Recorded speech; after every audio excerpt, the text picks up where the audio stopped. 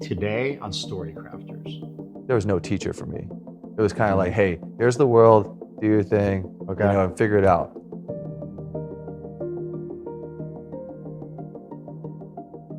Will, welcome to the show, my man. Good to have you here. Thank you so much for having me, man. Love it. Blessing. Pleasure's mine. Awesome. So I like to start off by asking, where do you want to tell your story? Because thinking of the audience is so important. My story is like a lot. As far as like, it feels like every year is like 10 years. I had a dad that was a heroin addict, but I didn't see it as like a negative thing, which was kind of weird. You know, he was like tired, lethargic. I mean, he would like fall asleep on the phone. But I didn't really think of it as negative. I never put that connotation under there. I was just like, that's who he is. And then my mom, you know, she did drugs, but she was more functional. Like she was able, like she definitely showed love and like compassion in the best way she knew. But at the same point in time, there was no teacher for me. It was kind of like, hey, here's the world, do your thing, you know, and figure it out. So that's kind of what I did. I feel like I was like one of those people that, all right, we'll just go this way and we'll see where it takes us. And then I would like, all right, well, that's not the way, and we'll just keep going. Yeah. I got really lucky though, I would say, is my mom, her and my biological father, they, you know, stopped seeing each other, broke up, and she met my stepdad. My stepdad, he was a tough guy. It was like Army Rangers, and my mom didn't have money, so thank God he had a normal job. Like this is the first time I saw anything about a normal job, because like eating and stuff was like kind of, oh yeah, you can eat like some days. And so when he came on the board, it was like, okay, now you have a roof, so you have your basic needs taken care of. I saw instances of like brilliance like in school, whereas like in math I like killed it. I was like top of my class, and I don't know where it came from. And then I would like fail other classes. So I entered high school. I ended up joining sports, which was really cool. So I got to join the cross country team. My first race ever. You will laugh your ass off. I was not fat. I was like, you know, 5'10", you know, normal weight. I came in second to last behind a heavier set guy that passed out. So that same day, I like felt so, I don't know what it was. I felt like so depressed. I was like, all right, screw this. I'm running in the coach's race. So the race I ran was 2 miles. The coach's race is 5K. So it's an extra mile, 0.1. Okay. I ended up running a faster split in the 2 mile part of the 5K, and I like placed halfway through the pack that day. Wow, same day. Yeah, the same day. Okay. I mean, even after running the 2 miles. And so from that point, I think I took away the safe card. And so I was just like, all right, let's just go. By the end of the year, unfortunately, I wasn't able to finish that season out because I didn't make grades. I got like 1.8, but I was able to move up the pack. I was like slowly moving up the pack. So I was like, all right, I had not read a book, by the way. By this point, I had not read a book. Like reading was... I want to pause you for a second. So you had a wild upbringing, crazy high school, all that. What are you doing now? I do business coaching or consulting. Okay. And also real estate. So I have a real estate team with my sister. And then what kind of business coaching do you? I do it for small business under 10 employees, mostly like mortgage lenders, financial advisors, anyone in the real estate space. I started that, which is another funny story. My sister had this roommate, and he just had left his job, and he was a sales coach. And at this point, he was one person in a 3-bedroom spot where he couldn't even afford the rent, which was $600, because he only had 3 clients. And I saw him like working his ass off every day, but he was terrible. He was like the worst coach I've ever seen. And so I don't know like what triggered, but I was like, dude, listen, I'm gonna coach you for free. I was like you just follow these 3 rules. I was like, you got to make 10 contacts a day, or you have to send $20 to me and I like donate it. You have to send me your goals every single day, handwritten by 8:30 in the morning. And then, or you owe me $10 and I donate it. And then the last one is that if you don't abide by the first 2 rules more than twice, then I'll never coach you again. And to this day, he still sends me his goals. He was making like maybe $1,500 at that point. Now he makes well over 6 figures. I was able to help him so much that he sent clients my way. He's like, hey, you were just helping him as a friend. I was just helping as a friend. Okay, gotcha. Yeah. That's all it was. So it started off with you helping as a friend, and then you noticed you had a real knack for it. Yeah. So you have a life that's similar to mine in that a lot of wild stuff happened to you. And you're a great storyteller. All of your stories are entertaining. Okay. Though there's too many to tell. So many. Yeah. So you got to pick and choose the few stories that really highlight your personality and show where you came from. And save the rest for other conversations or to make different points. Yeah. So of the things that you told me, the grabbiest things are that you were raised by a heroin addict father.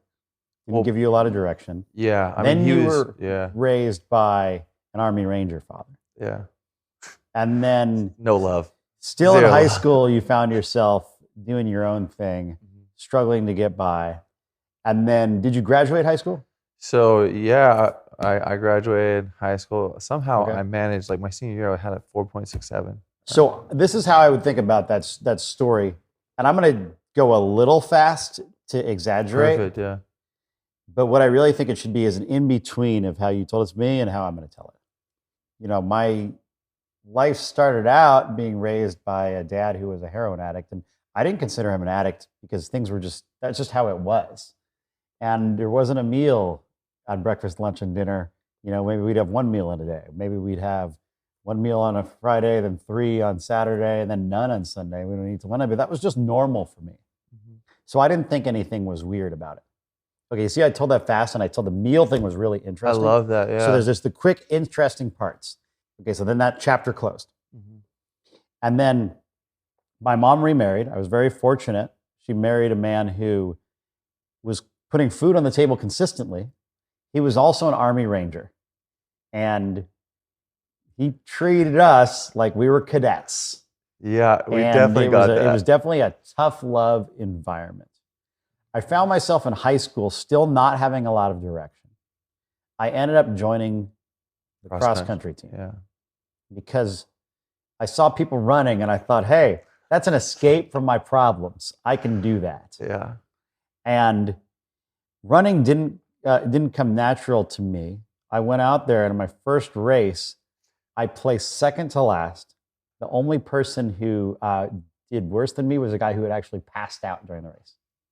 At the end of that race, though, I looked around and I saw everyone cheering at the finish line and thought, what the hell just got into me? I realized that I wasn't reaching my potential. So I entered another race that same day, and I ended up finishing that race faster than I did the first race, and I placed in the middle of the pack. And that sparked a fire in me that let me know that I could be successful in athletics if I put my mind to something. And when I realized through this athletic experience there was direction, but there was a problem. I found myself enjoying the sports, but my grades were barely enough to even stay in school. I had a 1.8 GPA. My coaches told me, you get your grades up or you're dropped from the team. So I started focusing on grades, which was weird for me because up until this point in my life, I'd never read a book from cover to cover. But I really wanted to get good in athletics. So I focused on my grades. And by the end of high school, I was one of the top cross-country and track runners in California. And I graduated with a 4.6 GPA. And that showed me that I had the ability to achieve things if I put my mind to them. So I graduated high school with a 4.6 GPA. I was able to get into college and graduate college as well. And growing up, we never had a home. And I always had this dream of owning a home. And I thought, well, the best way to do that is to just get right into the real estate business. So I became a real estate agent first. And I busted my butt and I applied the same mindset skills that I learned to get good grades and do well in track to real estate. And I was able to form my own team and do well in real estate. And along the way, I had a friend who was a sales coach, and this guy was barely scraping by. And as I was talking to him, I realized that he was missing some of the basic things that I had figured out when I had that 1.8 GPA and I was the last person to finish the races on the track meet. And it was some basic mindset skills.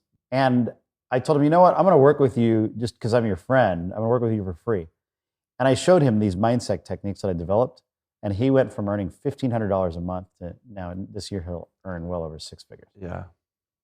And that showed me that, wow, this wild and weird upbringing that I had, where I wasn't taught anything, led me to figuring out a strategy for my own success that can help other people.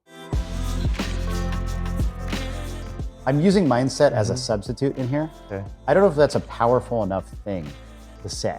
I would think really hard about specifically what you discovered when you went from a 1.8 GPA to a 4.6, and then what you discovered when you were helping this guy, what you showed him to go from $1,500 a month to 6 figures.